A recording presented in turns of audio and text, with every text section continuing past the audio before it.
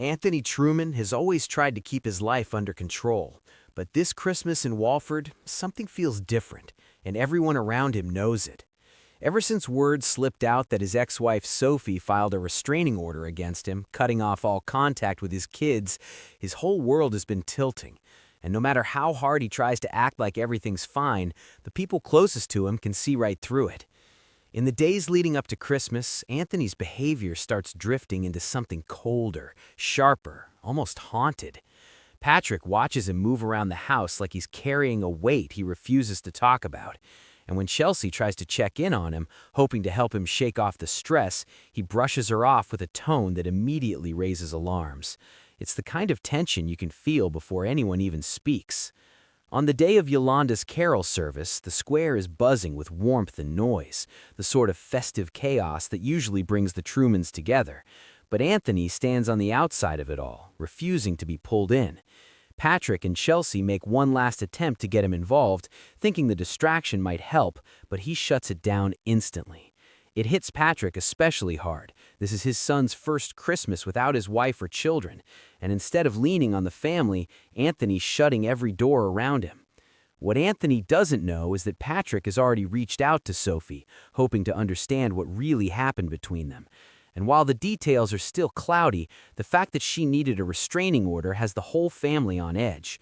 Chelsea and Yolande can sense that Anthony's hiding more than he's admitting, and the more he avoids their questions, the more determined they become to figure out what's going on beneath the surface. Meanwhile, whispers around Walford start connecting Anthony to something darker, rumors that he could be involved in the threats Zoe's been getting. No one's saying it as fact, but the timing is suspicious, and his behavior isn't helping.